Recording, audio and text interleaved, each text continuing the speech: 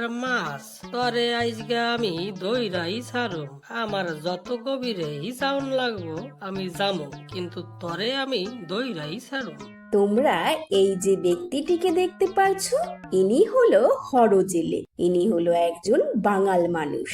ইনি রোজ মাছ ধরে আর বাজারে বিক্রি করে। ইনি এত রেগে আছে কারণ আজ দুদিন হলো ইনি কোনো মাছ পায়নি। তাই আজ হরজেলে বেশি বেশি মাছ ধরার জন্য নৌকা নিয়ে নদীর গভীরে যেতে থাকে।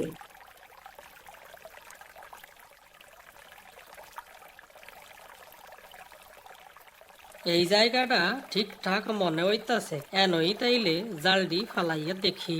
এই বলে হর জাল ফেলে নদীতে।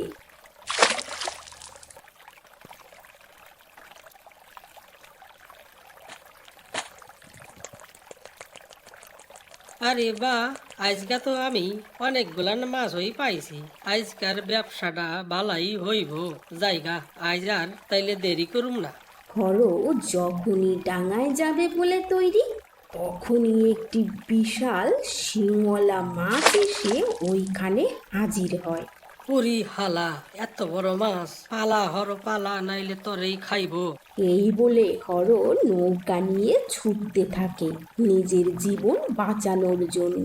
আর এমন সময় ওই শিংওয়ালা মাছ এসে নিজের শিং দিয়ে নৌকাটি ছিদ্র করে ফেলে। ছিদ্র নৌকাটিতে জল ভরে যাওয়ার কারণে কিছু দূর যেতে না যেতেই ডুবে যায়। আর হর তখন কোনো মতে সাঁতরে নিজের জীবন বাঁচায়। হায় ভগবান, আমি এখন মাছ ধরুম কেমনে? আমার নৌকাটাও তো ডুবে গেল। আমি এখন কি করি? আমার তো এখন না খাইয়া মরণ লাগবো। না না, অত ভাবলে হইব না। আমার এখন আর একখান নৌকা বানানো লাগবো। নৌকা তো বানামু, কিন্তু শুকনা কাঠ পামু কই? জায়গা আর দেরি কইরা লাভ নাই। আমি না হয় একবার জঙ্গল থেকেই গইরা আসি, যদি পাইয়া যাই। পরের দিন হর কুঠার নিয়ে বেরিয়ে পড়ে আর গিয়ে পৌঁছায় এক জঙ্গলে। পুরা জঙ্গলটাই তো গইরা ফেলাইলাম, কিন্তু একখানো তো শুকনা কাঠ নজরে আইলো না। এখন কি আমার কাঁচা গাছই কাটন লাগবো? হ্যাঁ, না পাইলে তো কাটনই লাগবো। এই গাছ খান ঠিকঠাক মনে হইতাছে, তাইলে এই গাছ খান রেই কাটন যাক। এই বলে হর যখনই গাছটি কাটতে থাকে, তখনই ওই গাছে বসে থাকা একটি পাখি। আরে, এ কি? এই গাছটি এমন নড়ে উঠলো কেন? এ তো মনে হচ্ছে কে যেন আমার গাছটি কেটে ফেলছে। এই বলে পাখিটি তখন উপর থেকে নিচে নেমে আসে। আরে ভাই, কে তুমি? আমার গাছটি কাটছো কেন? এই গাছটি কেটো না দয়া করে। তুমি এই গাছটি কেটে ফেললে আমি কোথায় যাব? আমি দুটি ছোট ছোট ডিমও পেড়েছি, তাদেরকেই বা কি করব বলো? হায় হায়, আমি এ কেমন পাপ কাজ করতে আসিলাম! তুমি আমারে মাফ কইরা দিও। আমি জানতাম না যে তোমার বাসা আছে এই গাছের উপরে। তুমি চিন্তা কইরো না পক্ষী, আমি তোমার গাছ কাটুম না। এই বলে হর ওখান থেকে চলে যায় আর অন্য একটি গাছ খুঁজতে থাকে। জঙ্গলের মধ্যে গাছ খুঁজতে খুঁজতে এমন সময় শুরু হয় প্রবল ঝড় আর বৃষ্টি। এই হালার বৃষ্টি, এখন আহনের কি দরকার ছিল? আমি এখন জামু কই? ওই তো ধারে কাছে একখান ঘর দেখন যাইতেছে, যাই ওইখানো গিয়া উঠি আপাতত। এই বলে ওই ঘরটির দিকে যেতে থাকে।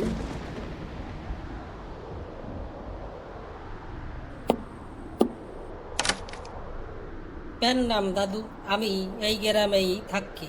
আমি এই জঙ্গলে কাঠ কাটনের লাইগা আইছিলাম, আর এরই মধ্যে বৃষ্টি আইয়া পড়ছে। ধারে কাছে আপনার ঘর ছাড়া আর কোনো ঘরই দেখতে পারি নাই। তাই আপনি যদি এই রাতটা আপনার ঘরে থাকতে দিতেন। ঠিক আছে, তুমি চিন্তা করো না। আজ রাতটা তুমি এখানে কাটাতে পারো।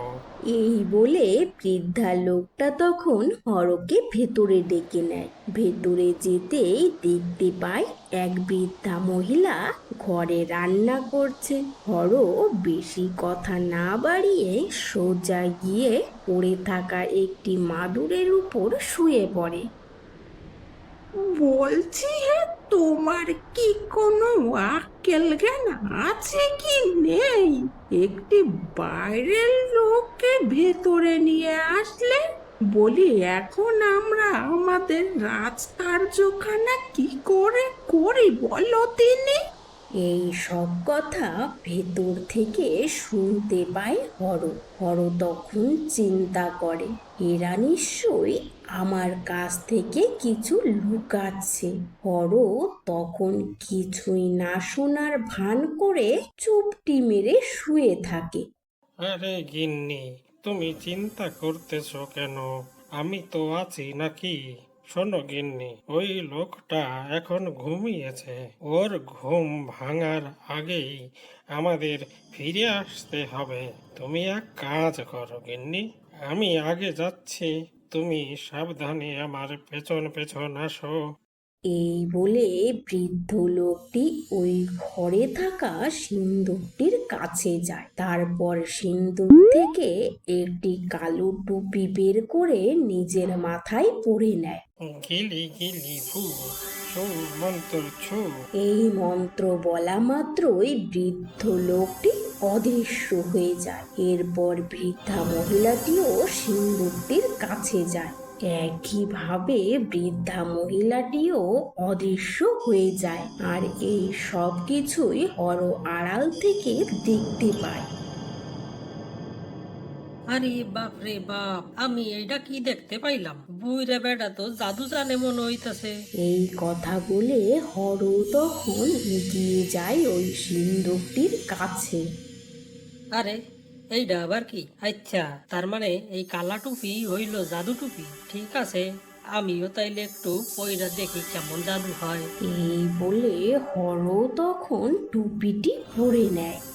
টুপিটা তো পয়রা নিলাম, কিন্তু মন্ত্রটা কি ছিল? হ, মনে পড়ছে। গিলি গিলি ফু, ছু মন্তর ছু। মন্ত্র বলা মাত্রই হর তখন অদৃশ্য হয়ে যায় আর গিয়ে পৌঁছায় এক রাজমহলে। ওখানে পৌঁছানো মাত্রই দেখতে পায় ওই বৃদ্ধ ও বৃদ্ধা দুজনেই বসে ভোজন করছে। হরকে তখন দেখে চমকে ওঠে তারা। চলো গিন্নি চলো, নইলে আমরা ধরা পড়ে যাব, তাড়াতাড়ি চলো। এই বলে বৃদ্ধ ও বৃদ্ধা দুজনেই তাড়াতাড়ি করে ওখানে পড়ে থাকা সোনার বাসনপত্র চুরি করতে থাকে। বাসনপত্র চুরি করে একইভাবে ওখান থেকে অদৃশ্য হয়ে যায়। আরে হালার বুইরা, এই ব্যাপার। তার মানে তোমরা এইখানো চুরি করবার আইছিলা। চলো, আমিও যখন আইসা পড়ছি তাইলে আমিও দুইখান বাসন নেমু হেনে। কিন্তু তার আগে আমিও দুইটা পেট ভর্তি কইরা খাইয়া লই।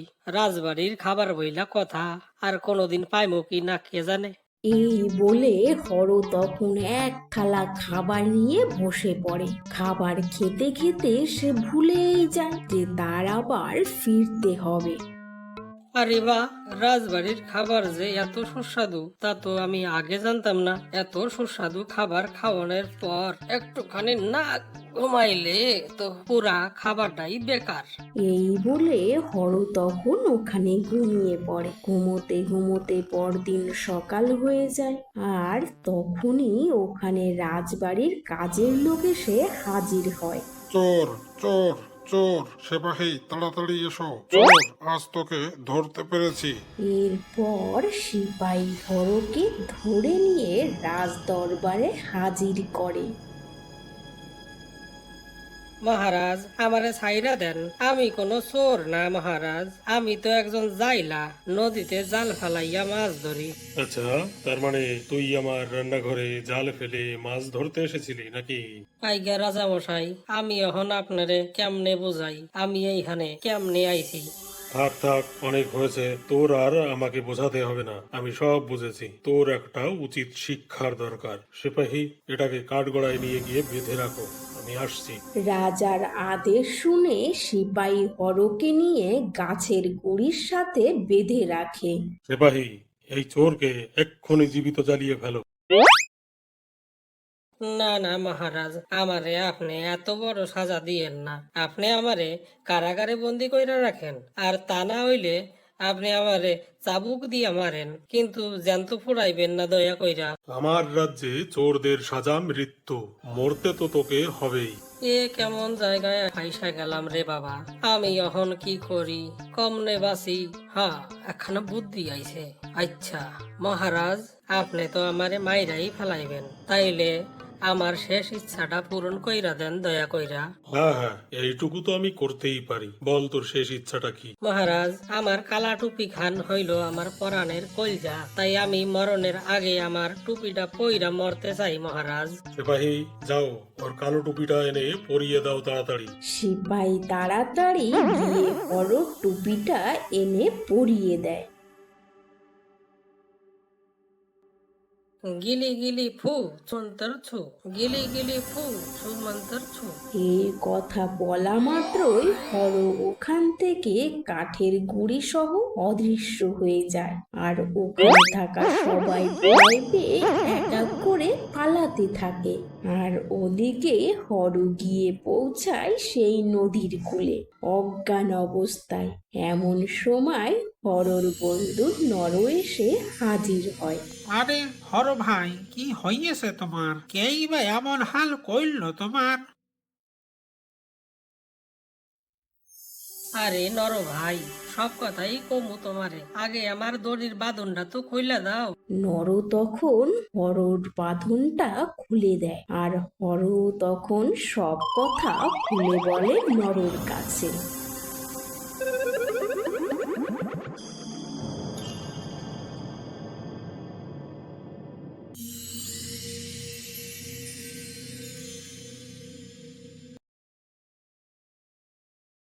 যাজ্ঞা, ছাড়ো সব, ভালোই ভালোই বেঁচে ফিরেছো, এই কত। নর ভাই, ভগবান আছেন, দেখো গাছ না কাইটাও কত সুন্দর একখান গাছ পাইছি। চলো যাই, এইটা দিয়াই নতুন নৌকা বানাইবো হানে। এই বলে হর আর নর তখন ওই শুকনো গাছটি নিয়ে বাড়ি চলে যায়।